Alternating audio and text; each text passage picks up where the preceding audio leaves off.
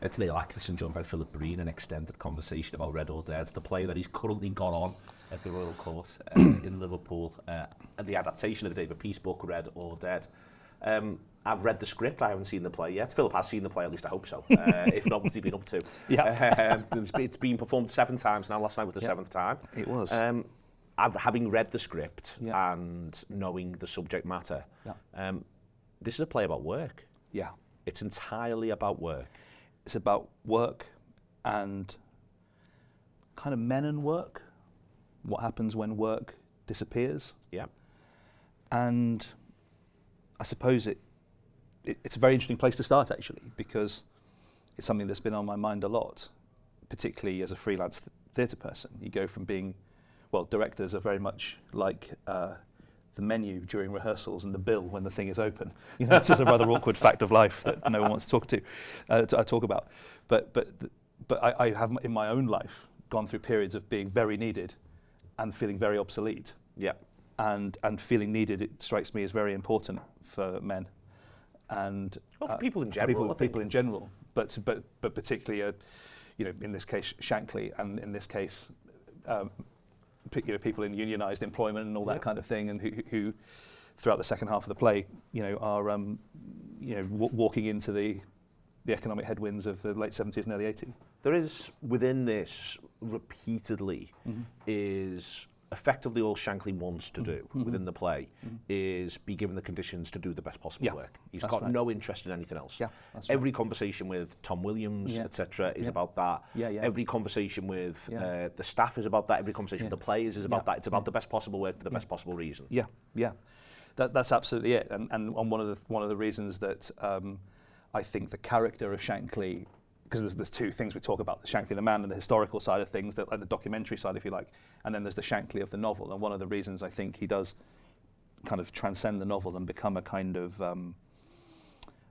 like a great kind of monolithic literary character is because of because of work. It's because of his desire to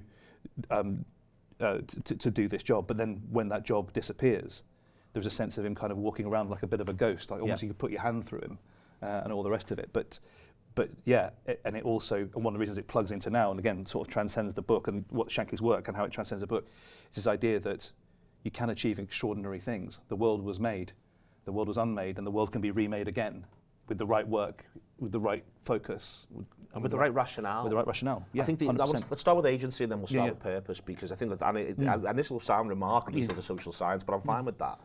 The key thing is, which opens the book, is him meeting with Tom Williams, and one of the first things is, well, I get to pick the team. That both opens the book and it opens the play. I get to pick the team.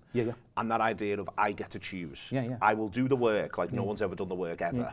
But I get to choose. Exactly. And I think it's that to me, it's almost like the opening line, we can be as pretentious as we like, the Iliad or the Odyssey. Yes, exactly. It is that idea of sing muse, sing of the anger of Achilles and so on and so forth. Don't get me started, Neil. Don't get me started. That's what this opening is. It is, yeah. And you're very much it is. If you give me the agency and you give me the tools, I will give you everything else. I will give you everything I've got.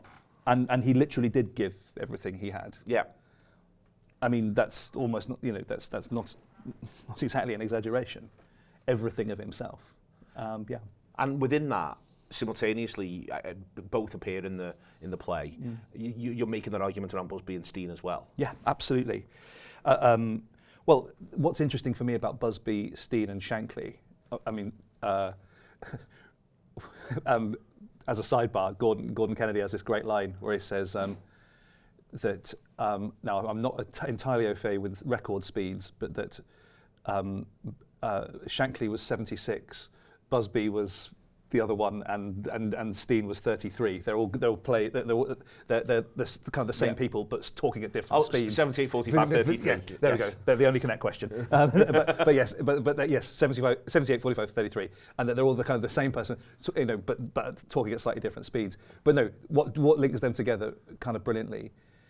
And again, one of the reasons I think that the play really has I hope possibility of speaking to now is that their socialism is not thought of out of a kind of university common room.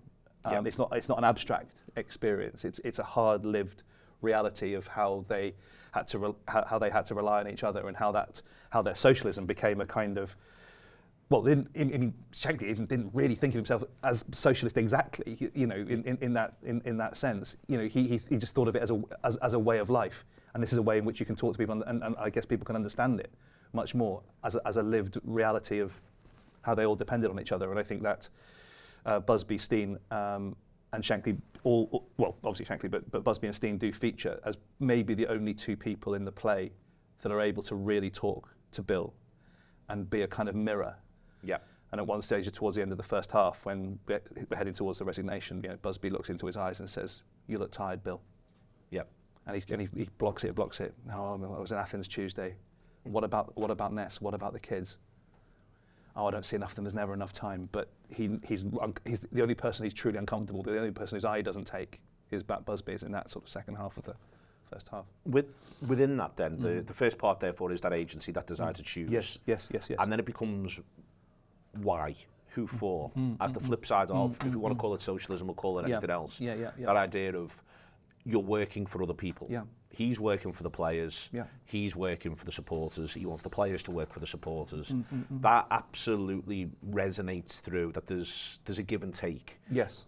And that he sees it as a give. And he wants it to be a take. You know, the you've got to go out amongst them. You've got to go. You've played like that in front of them. You should now go and walk amongst them. And what I'm saying about you, they'll be saying worse. That tone of this is where your accountability is. I thought was so striking, that your accountability comes from the people, and that your obligation is to them as well. Yeah, and again, this is where the metaphor is, where authentic power really lies, as a kind of a sovereignty, as a kind of a relationship of consent with your constituency, who have put you there to do that job for them.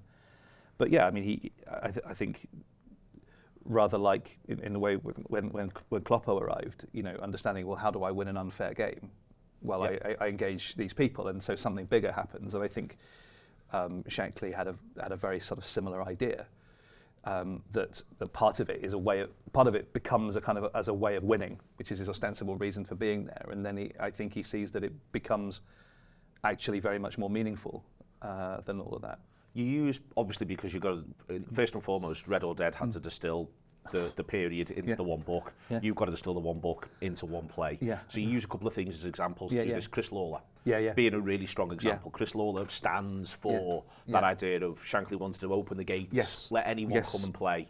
And from there, one of the things he ends up with is someone like Chris Lawler, which you know, that's how you use that within the play, within the staging. I find the lines in the book so moving. They're so, as David does, they're so simply written and so beautifully written. The gates of Melwood are wide open, Horace, to any boy, to any youth on Merseyside. If anyone's got a shred of talent, we will develop that talent. I don't care where they are, who they are, where they come from. The gates of Melwood will always be open to these young men. A lesson for the times, you know, in which obviously lots of doors, lots of gates are closed to young people. But yeah, I mean, there are so many brilliant stories, anecdotes that become kind of tragic arcs in the novel. But I sort of had to kind of pick on a couple. So we had St. John stands as one. Yeah, exactly right. So Lawler we had stands as another. And on Lawler, that was a thing, because of course in reading the novel and reading and then sort of doing my own kind of research during lockdown of going through every single game of the Shankly era.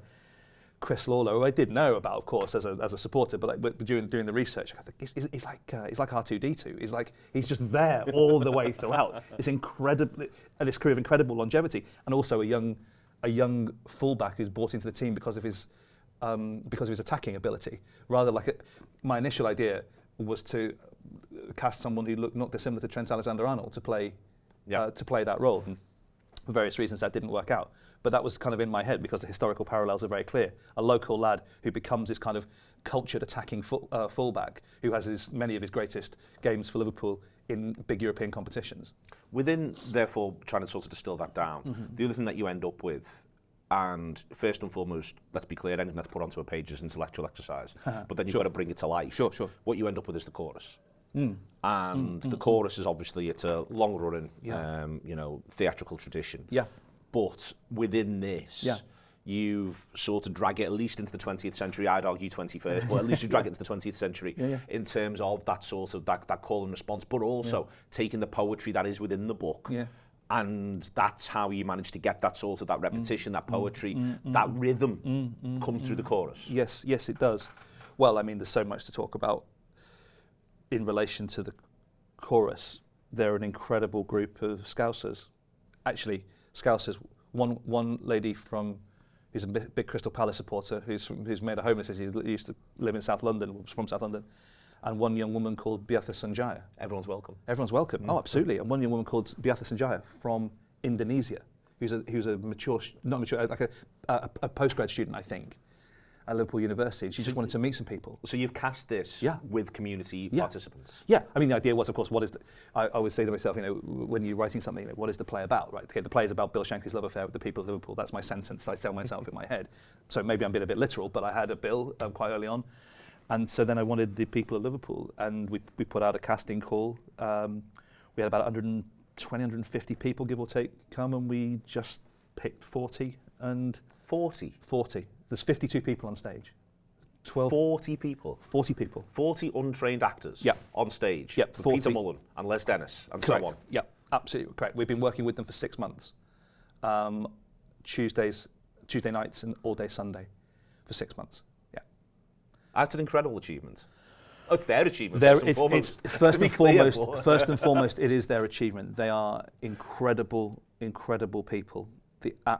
Because I'm an emigre, I often talk about this. People, my generation, we had choices to make in the 90s, and there's a young kid, young Daniel Duffy, who has a few lines in the play. He's absolutely terrific. Les has got him a part in a radio drama now. But he when I think about him at 17, like what a cool place Liverpool is now, and the opportunities that he has got, like culturally, I mean, not just doing this, but like all over the place. It's a different world now. But so it's made me feel so unbelievably proud of this city and them, and it has been the biggest privilege of my life to work with them. I get quite emotional when I think about it. That's okay. I'm all for emotion, and that's the purpose of it. So you were in a situation, you said before. You've got your bill, we'll come on to talk about Peter in a minute, but you wanted to have this idea of the chorus. You end up with 40. 40 is something which 40 untrained actors on a stage is something that, as part of a major production in a significant theatre in Britain, this is really uncharted territory. Well, firstly, I mean, because of course people say, oh my God, I think of all the things that could go wrong. And I go, well, yeah, that's kind of true. But then think of all the things that can go right. Think it'll go right, yeah. So you have 3 people on a stage and it all comes together. Like mostly it comes together. I've done 80 odd professional productions. Like it kind of comes together, a bit of magic happens, and all the things that can happen well, and that's great. And when it's with 3 people, it's a bit like surfing off Newquay. But this is like surfing off Hawaii on a big 50-foot wave. When it all goes well, it feels incredible. But you're absolutely right. I mean, huge credit must go to the Royal Court. This is a production that, without any shadow of a doubt, would have stretched. Well, I know it would have stretched the Royal Shakespeare Company, as I've worked there many occasions, and it would have stretched the National Theatre. And to be honest, if it had been on the National Theatre, you would never have heard the fucking end of it. All of in terms of telling everyone just what they're doing with a community group, and in a typically kind of unshowy, maybe even kind of typically sort of Scouse way, the Royal Court has just sort of got on with it, and we've kind of got on with it, and here we are 6 months later with a group of people who've become friends. Youngest is 17, oldest I think probably in the mid-late 70s, and we come together with this idea that something is something bigger than ourselves to kind of to work on. But the ambition on behalf of the Royal Court is incredible. We have had backing from a gentleman called Charles Holloway, who has been a supporter of my work in other areas, and he wrote a pretty big cheque as well to make it happen. But with relatively minimal infrastructure, the Royal Court Theatre Liverpool has done something that would be the envy of the National Theatre or the Royal Shakespeare Company or any major European theatre festival in terms of the scale of the ambition for the production. Now, the listeners and viewers will make their own judgment about whether it's been effective or not. But certainly in terms of the scale of the production and what I would say as well, because of that,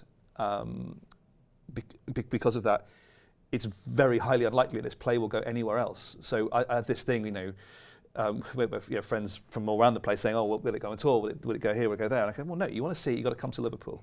You got to come to Liverpool before the 19th of April, and it'll be like Brigadoon. It'll be there and it'll be gone." And I think it probably quite unlikely, because of Peter's schedule, because of organising 52 people to tour and all that. I think it's very, very unlikely to happen. And at the heart of it is Peter. Yes. And this is so you've got your 40 people. Yeah. And then the other heart of it is Peter. That's right. The way in which he's gone about it, the way in which he's thought it through. How have you found working with him? It's been unbelievable.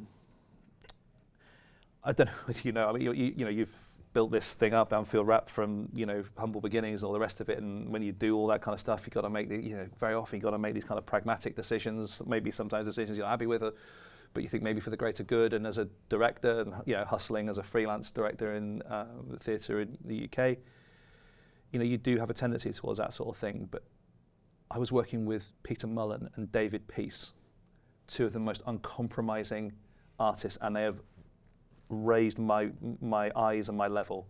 And every time I was, well, maybe we could just do it with the 12. Maybe this is too difficult. No, it's a community company or nothing. Now, I've always believed that was the thing to do, but. So on that level, Peter's ideological commitment to the exercise has been total and has given me unbelievable confidence. Because, of course, as a Scouser and as a match going red, all the rest of it, to write a play about Bill Shankly.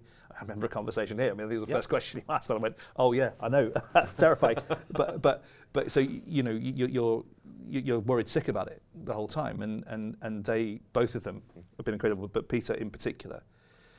Those of you who know his work will love his work, and I suspect there's a lot of crossover between, people who listen to football and interested in the Anfield Wrap and would have been interested in Peter's work in film and television and whatnot.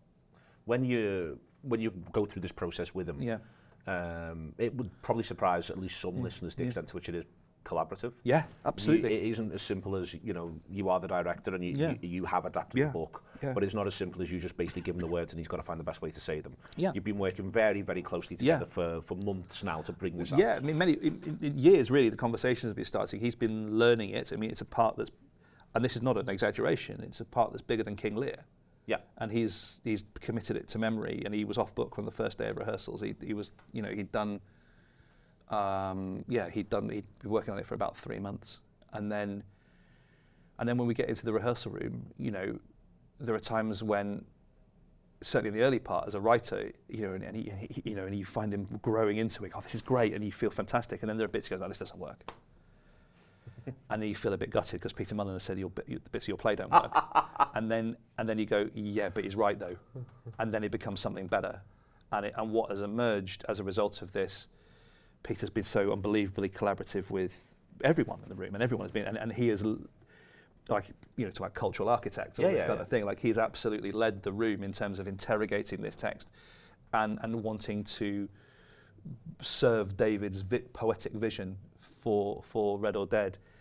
And he's been collaborative and made loads of suggestions. I've gone away and rewritten, and all the stuff that I've rewritten coming from the rehearsals has made the play exponentially better.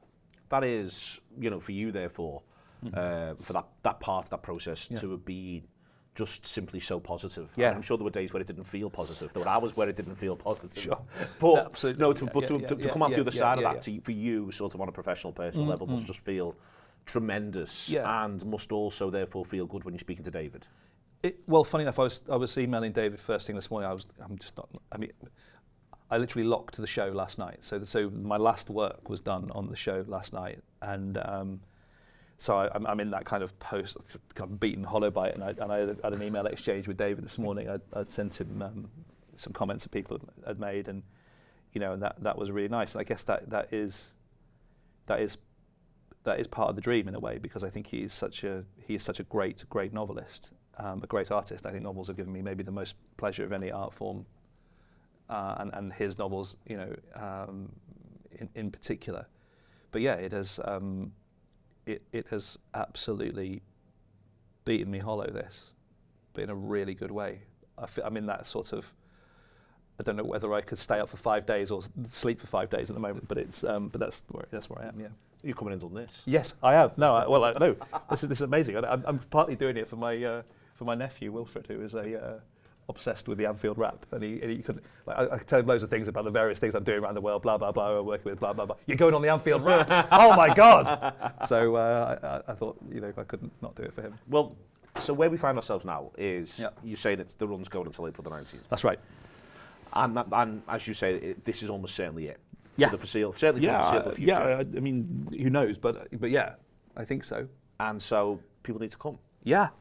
And they need to come and enjoy the whole Royal Court experience, because that's been a massive part of how it's come together.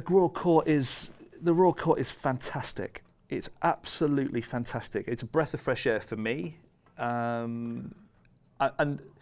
And for those of you, there'll be loads of people listening who know the Royal Court very well and maybe don't know that you can do theatre in any other way. But believe me, it can be very boring and it can be very unwelcoming. And the Royal Court is the absolute opposite of that.